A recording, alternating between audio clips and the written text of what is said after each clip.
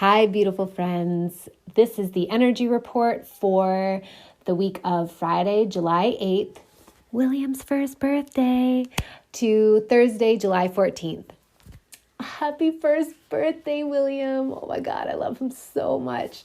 Okay. The theme for this week, the energetic theme for this week is a very emotional one. All the cards that were drawn were of the suit of cups, which is the suit of emotions, psychic abilities. It's a very heart-based and astral-based realm, or astral's not really right, but the ethers, like the psychic stuff. So the first card, again, is the Knight of Cups. This was our first card for last week.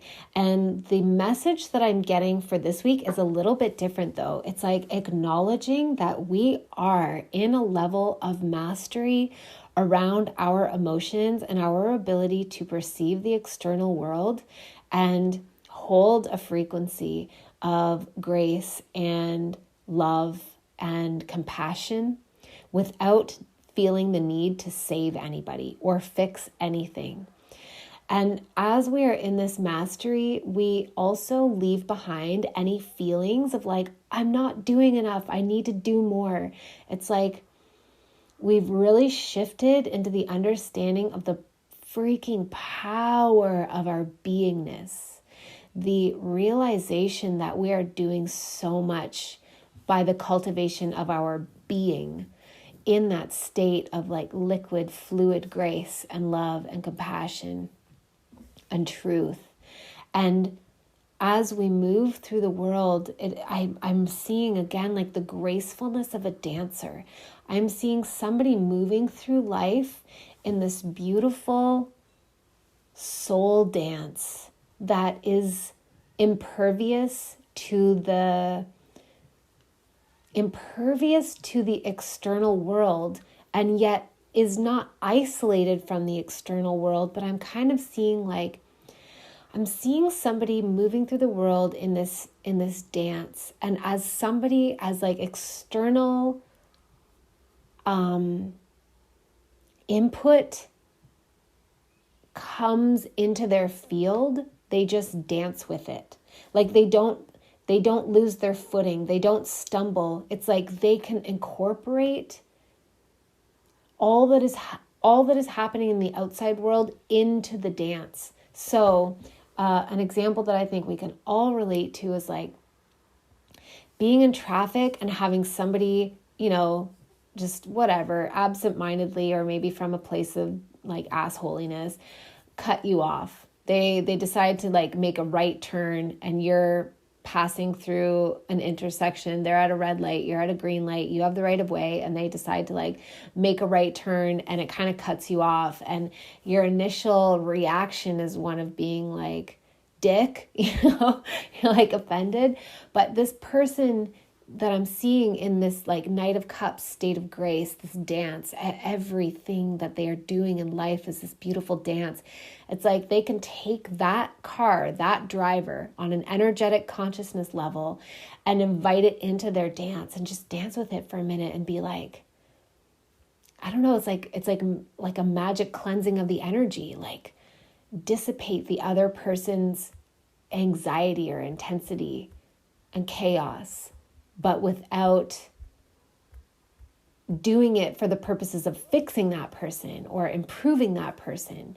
They're doing it from a state of like, I'm so in my dance, I'm so in my grace, that if you want to come interact with me, no matter who you are, no matter what you are, you become part of my dance. I'm in the dance. And as we do that, as we move into this state of mastery where we are like, I'm also getting this image of like a maypole. I don't know if you know what I'm talking about. Some of you will. Some of you are like, what? Maypole? It's like an old thing that people used to do at Beltane, which is May 1st. Like in, whatever, in Europe, in the British Isles, they had these poles, and they had like colorful ribbon tied around the pole, and all the maidens, all the young girls would grab a piece of ribbon, and then they would do this like dance together and weave in and out of each other. And as they did that, they would like kind of like, in a way, like braid the ribbons in this pattern around the pole. And I'm getting that too. It's like, that's what we're doing. We're taking these discordant, chaotic threads of reality as we're in this state of grace, and we cultivate this state of grace within ourselves. We take these discordant, chaotic threads of reality, we grab them and we interweave with each other. All of us who are at this level of consciousness, we interweave with each other, and in doing so, we reweave these discordant threads into a beautiful pattern, into a beautiful geometry. We are recoding the simulation from the inside out, and it's so beautiful.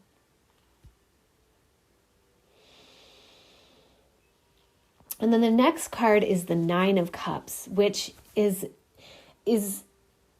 traditionally, or I mean, I say traditionally, but like traditionally I interpret this as like a wish fulfillment card. It's like, but it's not necessarily the material manifestation. That's not the focus. That would be like the Nine of Pentacles. What I'm seeing is like the like your heart's dream come true. It's like, everything is so beautiful. Like it's remembering, as I said last week, that our manifestations are all about how we desire to feel. You know, like if you, and I mean, I'm sure everybody has examples of this. Let's just take the example of like buying a car. Let's say that you think you want a car and you want a certain kind of car because you think that you're going to feel like such a badass driving this car. And you buy the car, but it turns out that it's just a car and it can't bring you that feeling. You have to like tap into that feeling on your own. And it turns out maybe that something else inspires that feeling in you, something you never would have imagined. Because our manifestations, like the reason, Abraham Hicks says this, and I agree 100%, the reason we want to have anything, the reason we think we want anything to physically manifest in our lives is because we think we'll feel better for having it. So when we do that, when we acknowledge that, we also acknowledge that like the feeling aspect is the most important thing. And so the wish fulfillment card, the wish fulfillment of the Nine of Cups is like, it's like having that feeling now. And I don't mean having the feeling in the absence of what you desire. For example, I live in a house that I've always wanted to live in. So I have always, when I was a little girl, if people asked me what I wanted to be when I was about 4 years old, I would answer, I want to be a farmer's wife.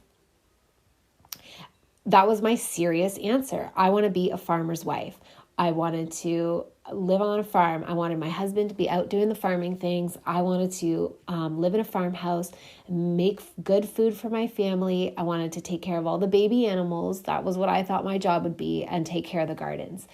And I wanted to have a bunch of kids. That's because I had a really beautiful past life as a farmer's wife, which I found out later in a QHHT session. So I now live in a farmhouse overlooking the water. I have rabbits. I take care of the rabbits. We have a garden. My husband is not technically a farmer. Technically, he is a massage therapist, but he, goes out and does the farming things. We have a little family. I make food for us.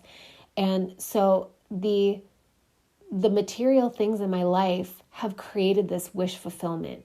But the important thing that I want to emphasize is that it's all about the wish fulfillment. It's like about the joy I have in my heart, the happiness I have in my heart. So when I was tuning into the Nine of Cups, I was like, well, what does this mean for the collective in this particular reading? And what I was getting is like the invitation and the reminder that,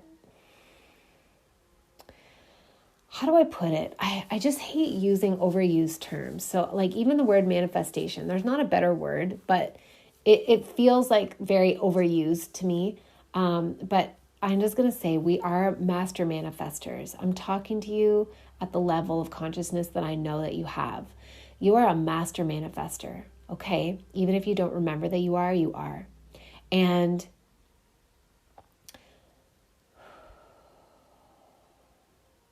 what we are creating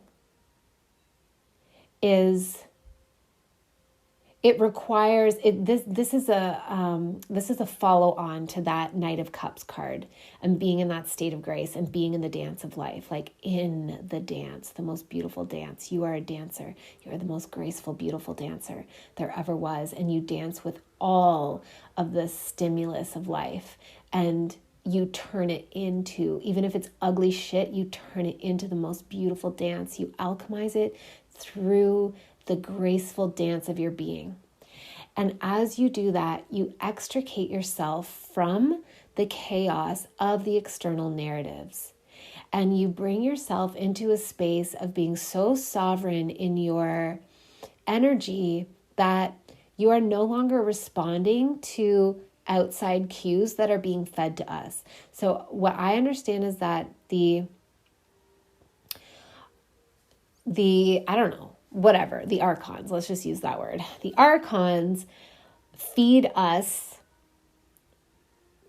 propaganda and predictive programming through the various forms of media, fictional media, entertainment media, social media, news media, even alternative news media. The archons are seeding our consciousness with the things that they want us to react to, so that we will then unconsciously manifest that on their behalf. So that, because they can't manifest, it's a whole other topic, they can't manifest, so they use us. That's how we are their livestock. They feed off of our louche energy, our like negative emotional charge energy, and they also harness it to power their manifestations. That's why they have big rituals such as the Super Bowl, the Grammys,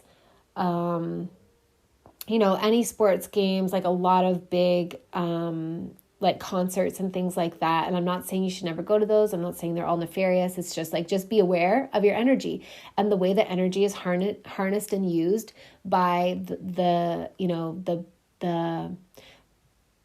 powerful beings that put those together. So when we're in the state of grace of the Knight of Cups, we extricate ourselves from like that matrix, that false matrix, and we come into our sovereignty. We come back into our own field. We are each surrounded by a toroidal field, an energetic, personal, electromagnetic field that is connected to the 0 point field of all creation. And when we are in that sovereignty, in that beautiful grace, we manifest very powerfully. Like this is where the archetypes of like the sorceress, the wizard, the warlock, the witch, the priestess, like those kind of archetypes, they come in, the magician, they come in when somebody is in that sovereignty, because that person knows that they have their own personal field, and all they have to do is code their own field. They don't need to never mind the rest of the collective field and the collective narrative. That is none of our business. It's not important. We don't have to react to any of it. We just invite it into the dance and we stay in our grace. And when we are in this field, and we are supercharging it with the energy of the 9 of Cups. It's like you talk to your own field and you program your own field. You're not programming the universal field or the collective human field. You are programming your unique field. And the message that's coming through is like, what is the wish in your heart? What is your heart's desire? And I'm taking this medicine on too, because I'm kind of in a crunchy place. I'm not going to lie. I'm just in a very human place of feeling kind of triggery and crunchy about certain, just certain things. I'm a human too. So it's like the reminder, like speak to your own field and program and code your field with what your heart wishes for, what your heart desires. And it's being in that pure state of like your heart's purest desire, and like holding that and knowing that as you encode your field with that, your personal field, it then has to manifest. And then the next card is the Four of Cups. Again, so we saw the Knight of Cups last week at the beginning of the reading, and we saw the Four of Cups last week. And but this time, the message of the Four of Cups is a little bit different. The message that's coming through is like, and then just chill out and don't throw a hissy fit because it's not coming in right away. Remember that, like,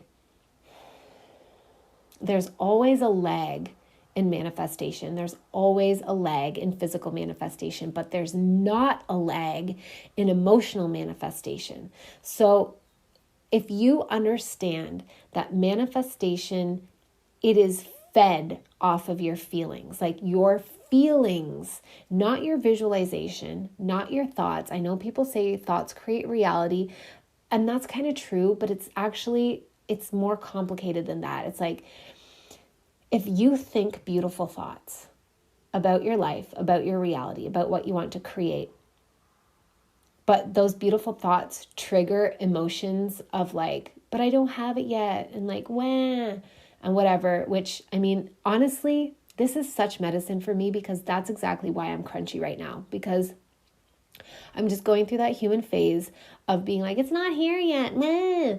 So I'm not judging anyone. It's just that I know how this all works, and the cards are reminding me that I know how this all works.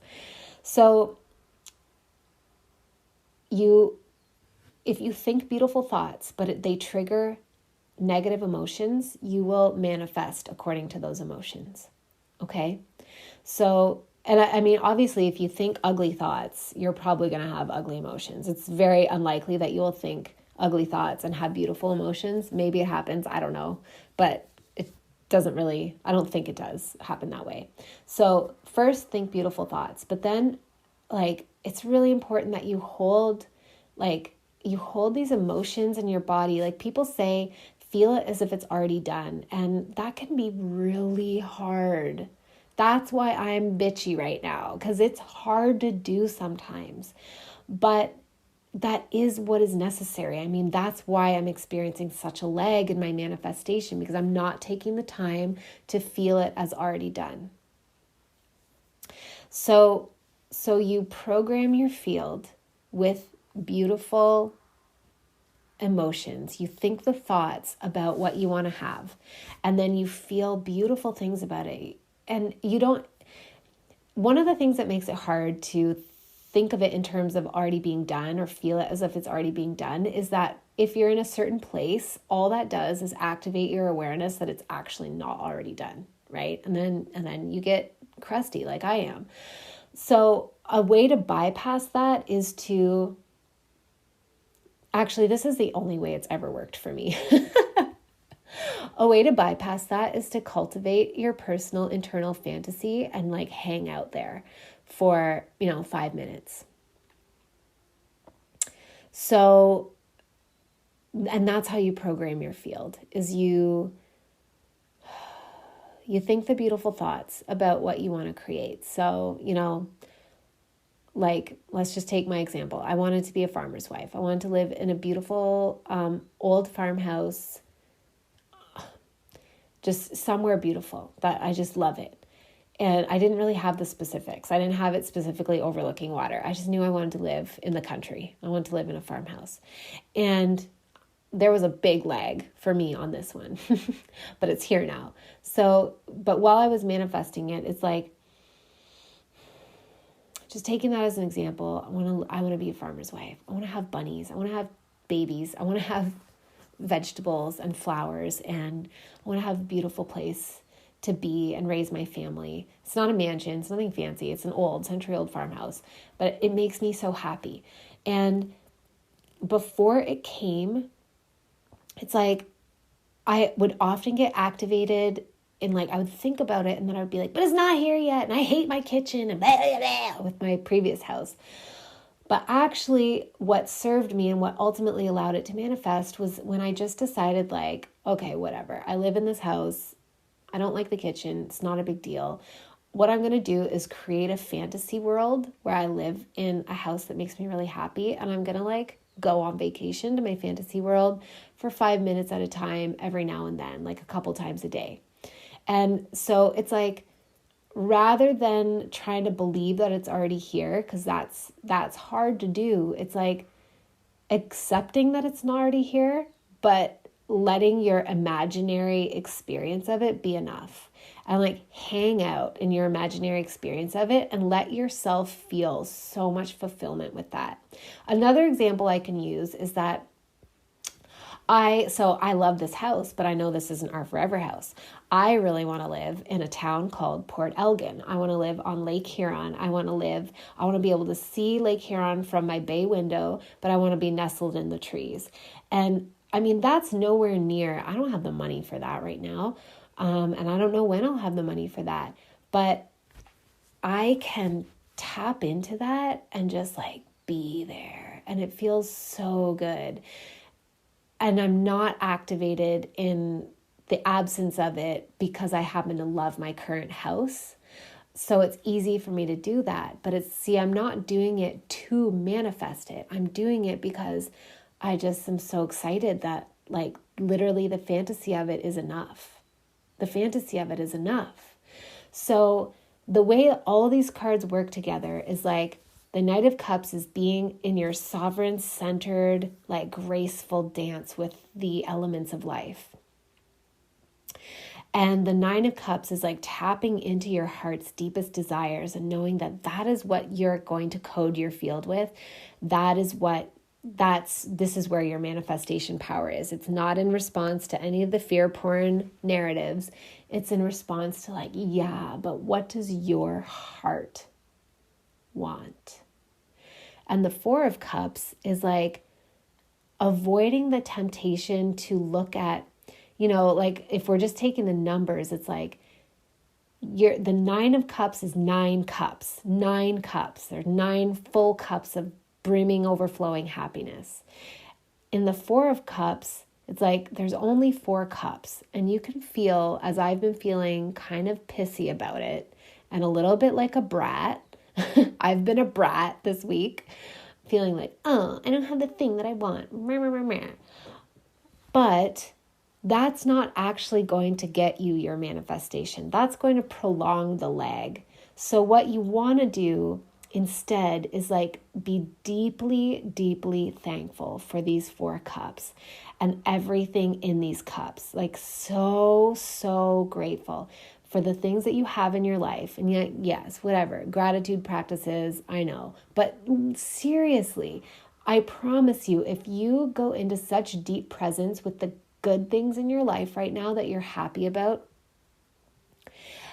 while also like holding that frequency and going on vacation into your fantasy for like at least 5 minutes, a couple times a day, you will shorten the lag time between your physical manifestation, like your emotional manifestation, your physical manifestation, because you get to have your emotional manifestation right now. And the more that you like anchor into that, the faster your physical manifestation can come in response to that.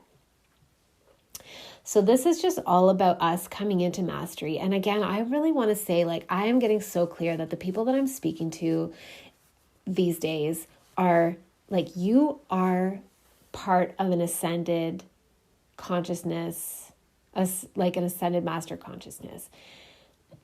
It's not whatever. You decide if you resonate with that or not, whatever. But I know the ones that I'm here to speak to are part of an ascended master consciousness. And that yet when we come into human form, we do forget, especially now. What I saw when I did the spirit baby channeling is that the babies coming in right now, they're not going to have any such amnesia. They're like, no, you laid the groundwork. There is enough consciousness here that we are just going to remember who we are. But those of us who are already adults, we've had to deal with the amnesia and we are remembering. And it feels to me like this message is just a reminder, like, you know how to do this. You know how to do this. And as you do it, as you create beauty in your field and you manifest in alignment with that beauty, your field overflows with so much bounty, so much, like, when your cup is full, it's so easy to be generous. It's so easy to be loving. It's so easy to see somebody in need and just come in and be like, this like this angel that just comes in and gives them, whatever they need, and at a level that they can hardly even imagine. It's just so easy to be generous when your cup is full. So manifesting for yourself from your heart's desire, not from your mental ideas of what physical things will bring you happiness, but from that space of happiness in your heart, you will have so much to share. We are recoding the simulation from the inside out. And if this message is coming to you and you're in a space where you're like, I don't like anything in my life is absolute shit. Okay, so be it. Then, and if you're in such a low place that you're like, I don't even know what I want to manifest, because I've been there before too, really. So then what you do is you just tap into the feeling of happiness in your heart. And so if your fantasy, your vacation fantasy place is like a trip to Hawaii, and you're like, I am literally homeless, living in my car. I don't know what I'm going to eat later today. I'm so hungry. My stomach is full of stomach pangs. I'm not in a place where I can go to Hawaii. Don't worry about actually going to Hawaii. Just pretend you're in Hawaii for 5 minutes. If you can't do it for 5 minutes, because that's how hard shit is, do it for 30 seconds. And then build on it from there. But I promise you, that is the actual way to get the thing that you desire. Okay? I promise you. I've done it so many times. I promise you it works. All right. That is our beautiful energy report for the week. I hope it inspires you all. And I'm just going to tune in and see if a light language transmission wants to come through.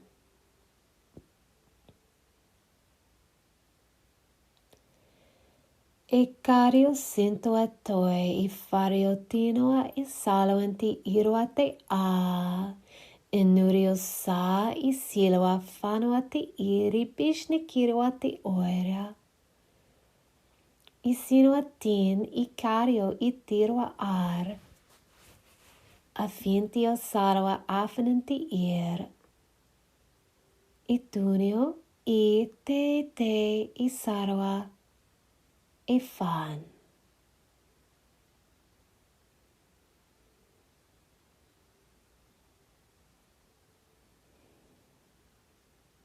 Okay, my beautiful friends, thank you for listening.